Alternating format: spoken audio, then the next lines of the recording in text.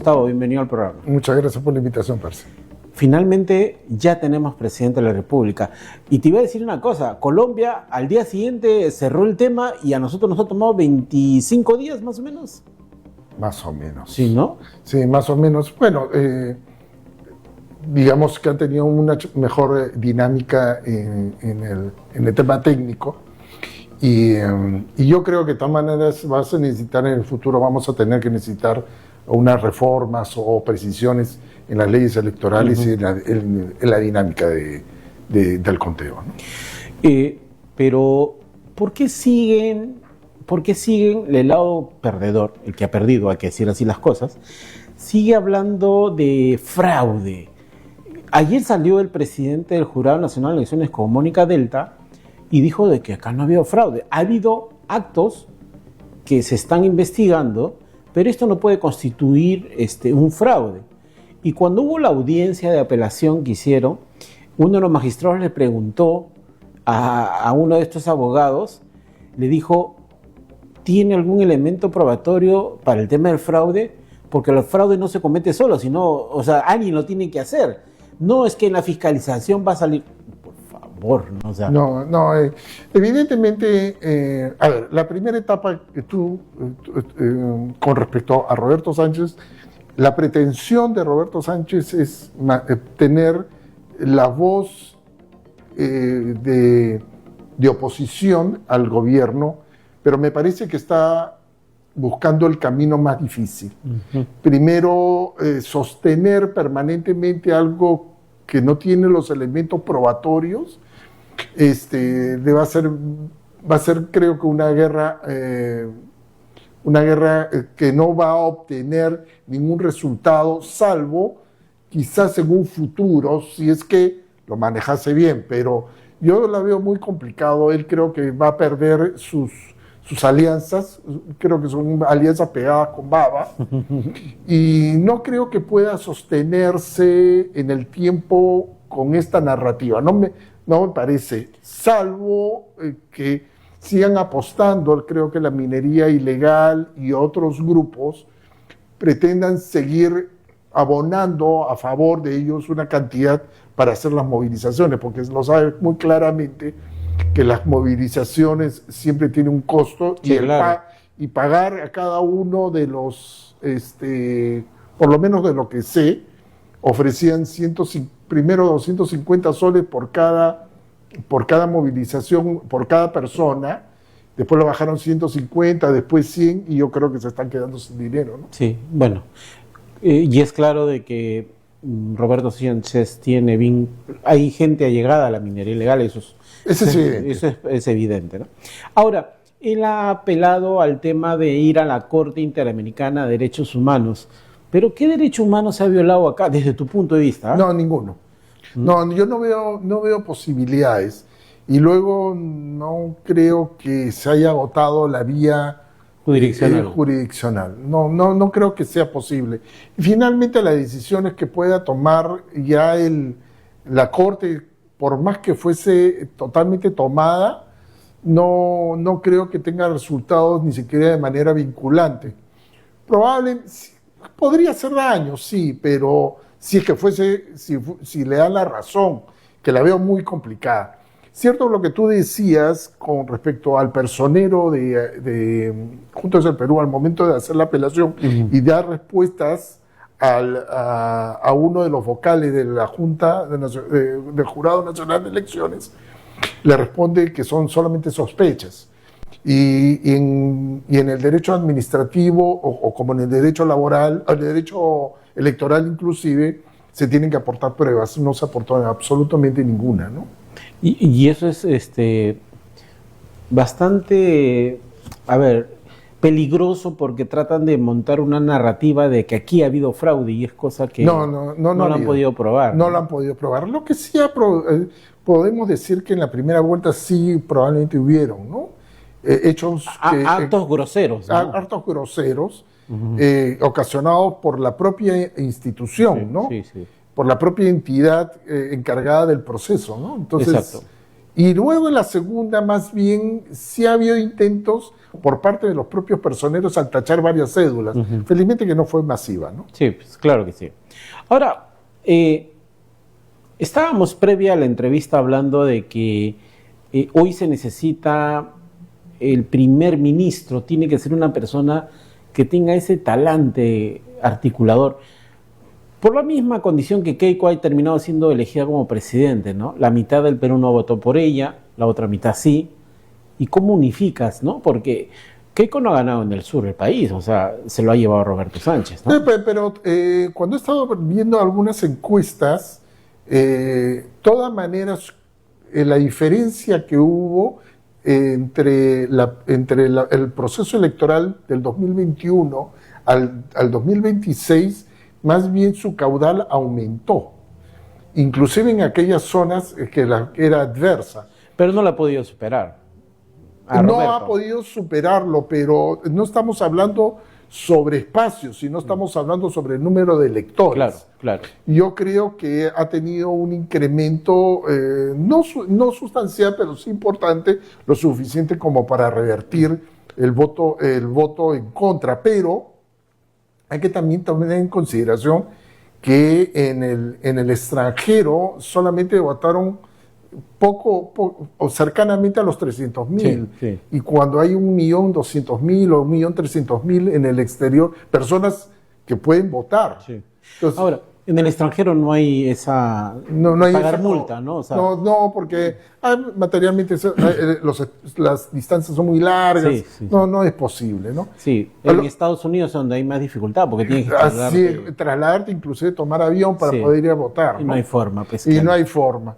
Inclusive en la propia Florida, zonas muy alejadas, ¿no? Entonces, que son horas de carretera.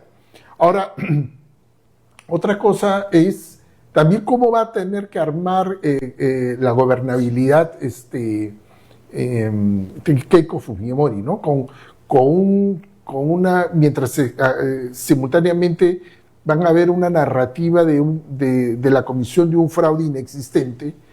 Y yo por lo menos he detectado que debería haber tres cuestiones que debería revisarse rápidamente. Primero, abocarse a crear unas alianzas fuertes entre el Ejecutivo y el Parlamento. Habida cuenta que Fuerza Popular no tiene mayoría y debería tener el control por lo menos de las cámaras. Por lo menos pero esta vez parece que sí, ¿no? Porque en el caso de senador, creo que va a ser ¿cómo se llama? El que tiene el más votado, Miki Torres, ¿no? Miki Torres sí, pero digamos, lo más probable bueno, eso sirve para la conformación de la mesa, Junta Preparatoria, pero no necesariamente para la mesa directiva. Entonces yo creo que de todas maneras no la va a ver fácil y va a tener que crearse alianzas. Ahí viendo lo que tú dices, las alianzas con... Alianzas, no sé si fuerte en forma partidarias, pero sí sobre propuesta. Por ejemplo, yo creo que pueden acercarse a ¿Renovación? Renovación yo creo que ya se han adelantado. Creo que les sería más fácil, pero el que puede generar una mayoría bastante buena podría ser con el partido Buen Gobierno, ¿no? De Nieto. De Nieto. Que el Nieto anda buscando ministerios. Es probable, pero Sí, van a tener que llegar a acuerdos, ¿no? Van a tener que llegar a acuerdos para tener una viabilidad de gobernabilidad. Efectivamente, lo que tú has afirmado, una segunda cuestión, lo que has tú mencionado, Percy, es sobre un primer ministro, un gabinete que sea muy sólido desde el punto de vista político y técnico, ¿no? Y que tenga un primer ministro o presidente del Consejo de Ministros con mucho nervio y mucho pulso político. Sí. Porque se le va a venir una sonada de marchas por lo menos los 2 o 3 primeros meses. No la van a fustigarla. Fustigarla. Van a fustigar. Va a haber probablemente revueltas, ¿no? Sobre todo en algunas zonas en que les sea difícil acceso. Y una tercera es que ya creo que se ha adelantado el gobierno, digamos, la presidenta electa, tiene claro de que no va a tener ninguna luna de miel, por lo tanto va a tener que saber comunicar o va a tener que tener un equipo muy sólido que adelante a la opinión pública, a la ciudadanía, sobre los avances que puedan hacerse sobre el tema de criminalidad, sobre el tema del fenómeno del niño. Sí, que ya está ahorita nomás. Que ya estamos encima de eso. Y una tercera, muy importante, sobre los emprendimientos o el desarrollo o crecimiento económico, ¿no? Yo creo que lo que le va a dar respiro a Keiko Fujimori es con la venida del Papa, que es en quincena de noviembre. Pero para llegar a ese tramo va a tener que sostenerse bastante con las sazonadas que está amenazando JP, ¿no? Sí, sí, es muy probable, ¿no? Sí, es muy probable que vaya a haber, que pueda descender, pero no creo que durante mucho tiempo. Sí. Yo creo que le van a ver permanentemente, por lo menos hasta el final de año. Sí, sí. Ahora, quiero pasar a otro tema que es con el gobierno actual del señor Balcázar. Yeah. El día de ayer se dio un informe donde el señor Balcázar ha gastado casi 1,5 millones de soles en viajes, combustible, y siempre a los mismos destinos, Chiclayo, Chiclayo, Chiclayo. Entonces, para un presidente en transición que solamente iba a tener 2 meses, 3 meses, ha gastado más dinero que cualquier otro presidente en tan corto tiempo. Sí, además un presidente que no ha contribuido mucho, ¿no? Porque con eventuales amenazas de unos indultos ilegales, en el caso de Pedro Castillo, de Bermejo, haciendo, digamos, dándole, yo creo que ha estado midiendo hasta el final del proceso electoral esta posibilidad de dar indulto. Balcázar puede el 28 de julio, incluso últimas horas de entregar el cargo, firmar un indulto. Siempre y cuando cuente con todas las garantías, las garantías, todos los procedimientos legales. Sí. Yo no creo que ningún ministro sea capaz, en las actuales circunstancias, de avalarlo, ¿no? Porque inmediatamente le iniciarían un proceso. Sí, el ministro de Justicia lo tienen que refrendar. Sí, pero previo examen de una comisión de gracias. Sí, la comisión de gracias, definitivamente.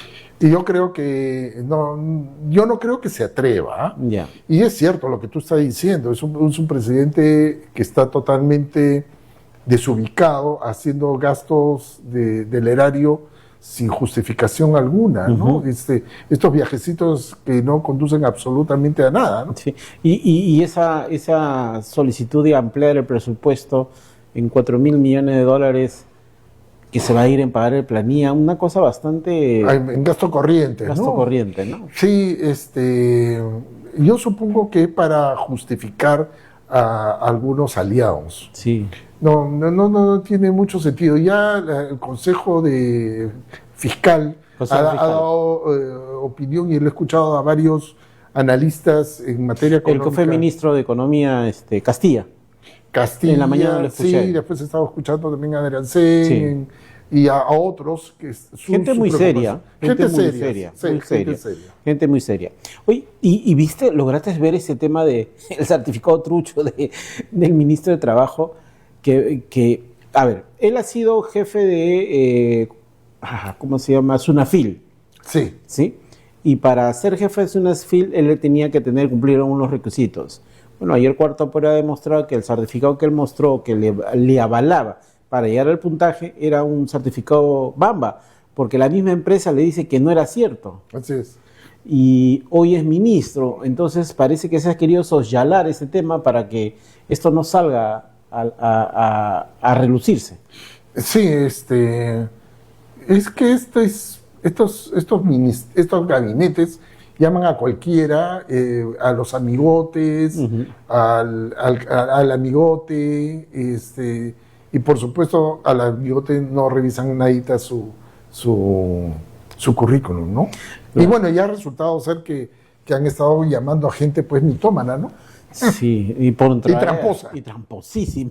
Y tramposa, pero no solamente en este régimen, sino lo que han venido los previos, ¿no? Sí, sí. Estamos en este salto permanente hace 8 años, no menos de eso, ¿no? O sea, viniendo con gente absolutamente incapaz, y bueno, tenemos, ya te lo he mencionado varias veces, un estado lleno de gente parásita, ¿no?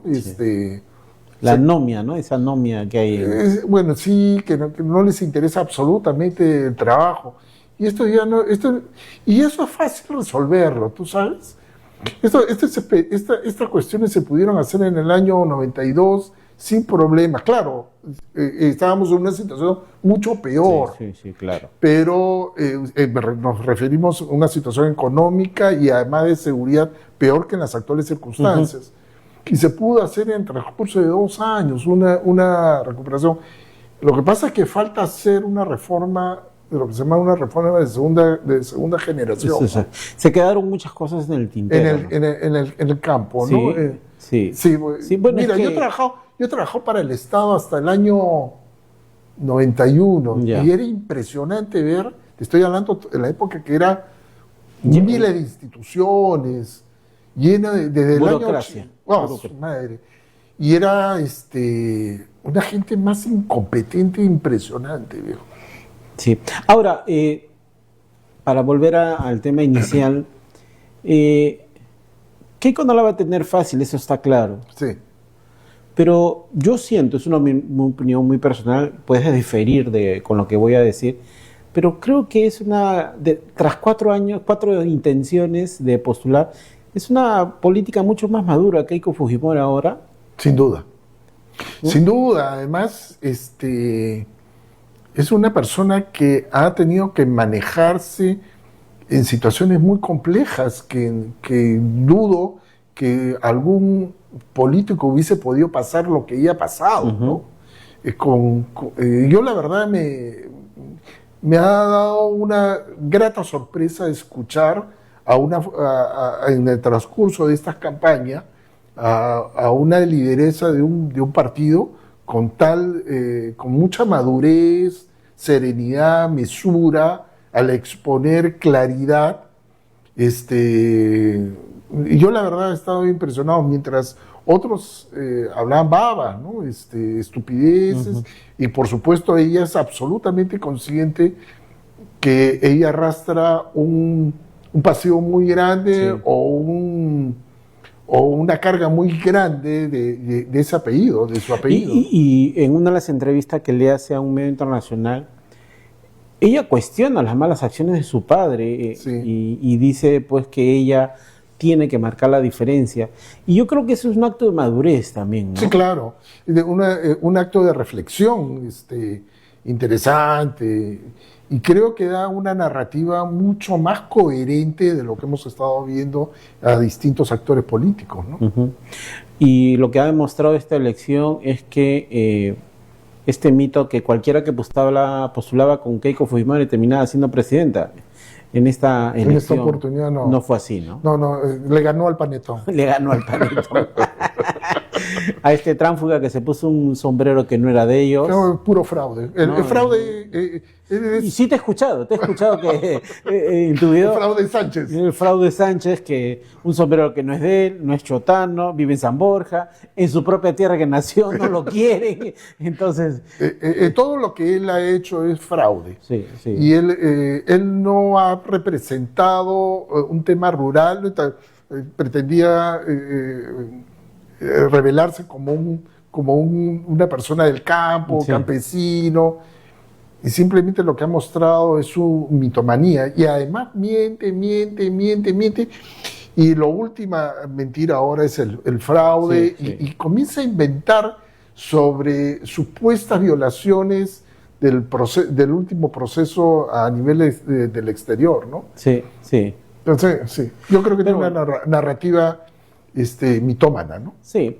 Ahora él ha emplazado a la presidenta que hay unas condiciones para sentarse a dialogar.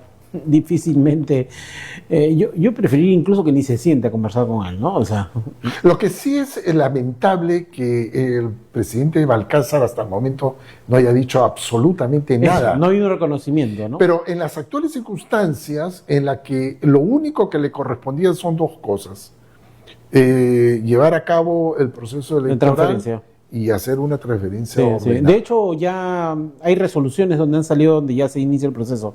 Lo han publicado hace unos días, ¿no? Entonces, hay directivas internas también. Gustavo, como siempre es un placer tenerte en el programa. Sigo tus videos que haces, es interesante.